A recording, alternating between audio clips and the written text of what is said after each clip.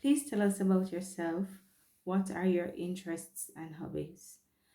Hi, my name is Bridget Shaw.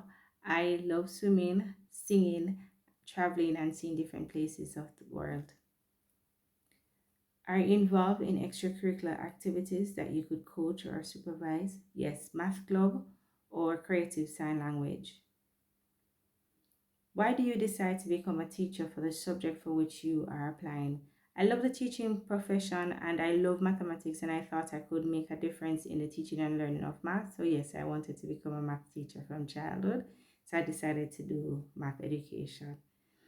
Are you currently employed as a teacher? I currently work as an administrator where I train, coach, and supervise mathematics specialists and coaches. And I've had the pleasure of coaching and working with one of the teachers on the FACES program, Kellyanne Richards.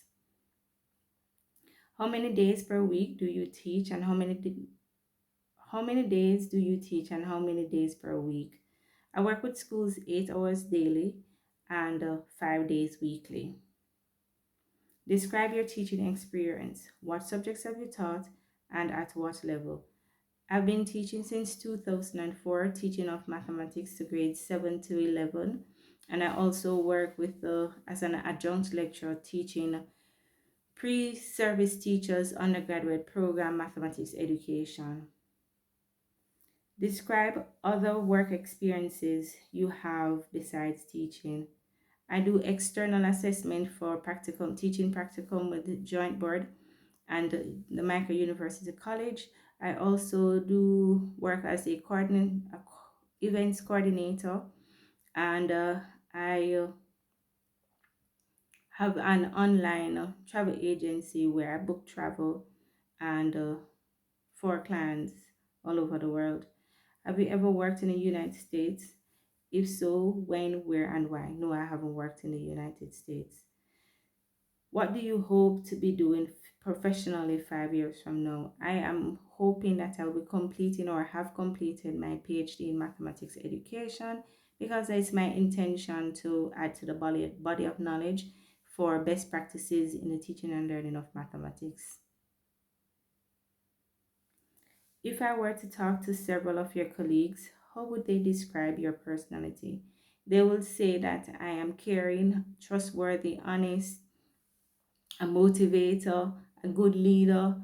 They will say that I am organized and I'm part of pay attention to details, and that I work well with others. I'm a team player. What would your students say about you? They will say I make math fun. They will say that I'm patient and kind in terms of helping them to understand content and concepts at their own pace. And also they will say that I'm motivating, that I help them to go beyond their level of comfort zone, and they work hard and I support them because I have their best interest at heart. How do you prepare to teach your lesson? Well, I check the course outline to ensure that I know what are the objectives to be covered during the period. I check what are the prerequisite skills, content related to those objectives. I check to keep my students in mind. I check to find out where they are in terms of their learning styles, learning level, and I use that to inform my research or my search for tools, appropriate tools, and that I would need to unlock the understanding for them or help them to unlock their understanding and thinking. I also will find best practices related to the content, and look for strategies or tools that can best develop those in the lesson, as well as I look for what are the best assessment to evaluate students learning for this particular topic. And I also ensure that my course outline, my lesson plan incorporates the 2021 century learning skills that the students are expected to demonstrate. What would your lesson plan include? The requisites headings in terms of subject, grade, duration, time of day, Also the objectives, the specific objectives, the prerequisites, the content, the teaching resources that I would need, the teaching tools that I would need, the assessment tools that I'll be using, and then the development of the lesson in terms of ensuring that the activities that I use are geared towards the students being engaged, they are explaining their thinking, they're exploring, they get the opportunity to expand on that thinking and evaluate where they're at.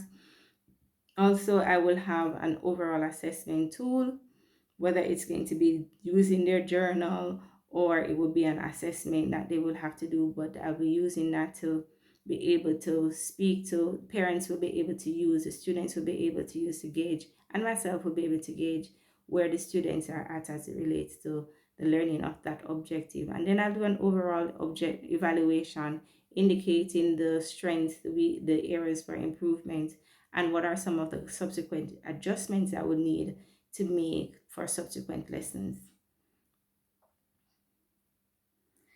Think about a class that you have taught recently. Talk about two of the teaching strategies or methods that you've used. I use problem solving, that's my go to in terms of helping students to see the meaning and the usefulness in for a math content, so problem solving and cooperative learning. Those are the two strategies because I know that students learn well from each other and in small groups, whether it is pairs or small groups or groups of five. I work with those, use those two strategies to unlock students' thinking and get them to work together as a team because some, as I say, students learn well from each other. What methods do you use to grade or evaluate your students' progress? Projects, journaling, paper pencil testing, peer reviews. Those are the ones that I mainly use. If you use technology in your teaching, describe how you use it. Specifically discuss your experience using a smartboard and ways you incorporate it into your lessons. Well, I use technology in my classroom, both tangible and digital, in terms of having my students. So my PowerPoints, I will project those. I will have my students, some of the math softwares that we use. I will have those accessible using the smartboard so my students can be involved in the interaction on the board, showing their thinking or demonstrating their thinking using the different graphing tools where the students get to graph, where the students get to draw three-dimensional shapes and explore the properties thereof. So those, and I use the smartboard in terms of getting the students to be able to do some measuring, angle measure, length measure, doing the different graphs once again. So I've used the smartboard and I use it in the classroom as well as I allow my students to be able to explore the different softwares as well as using handheld manipulatives. If you have students who are noisy or unattentive, share with us two ways you get them to be quiet and concentrate.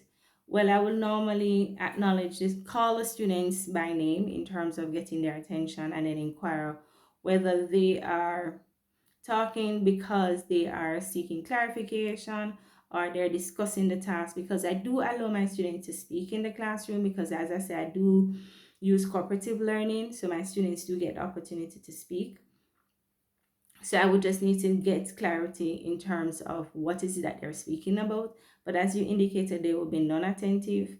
I just needed to make sure why they're non-attentive, and in that case, I'll redirect them accordingly. So if it's clarity that they're seeking, then I can get the whole group to clarify and help them to redirect.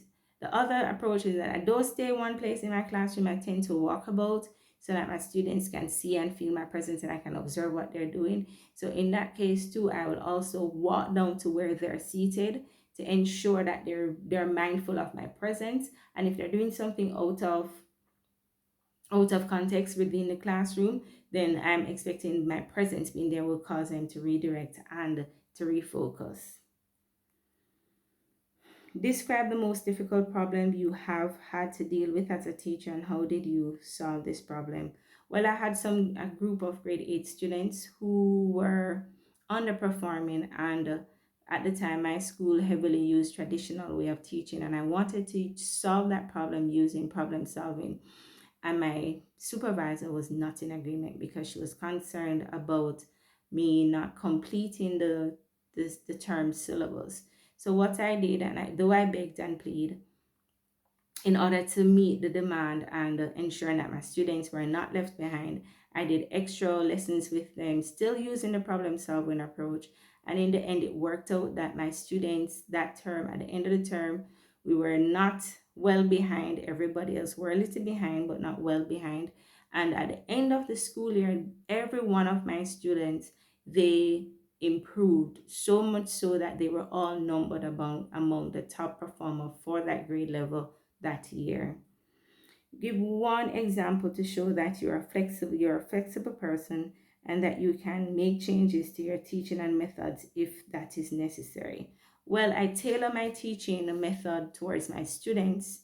So if one method, my plan method, is not working, I will just make the adjustment to meet the need of my students, because teaching and learning is for my students.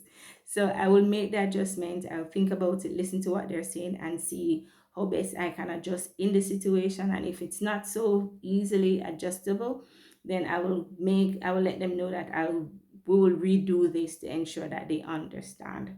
So yes, I'm very adjustable and flexible. Is there anything you would like to add about your qualification that we may not be aware of? No, I think I would have indicated all of my qualifications and all the details that I can remember. I've updated my CV, so I think I have all the information captured. Have you spoken to your family about going to the United States to teach? Is there anything, such as a family member, that might object to your leaving home? Are you aware that your family members may not join you until approximately 4 to 6 weeks after your arrival? So, yes, I've spoken to my family members about my seeking employment as a teacher in the United States, and I have nobody will be objecting. They are all in support and agreement for me taking up this venture. um and I don't have any family member who will be coming with me, so that is okay. And do you understand and accept that faces is a 5-year program, and after 5 years you must return to your home country? Do you agree to this? Yes, I understand and I agree. Thank you.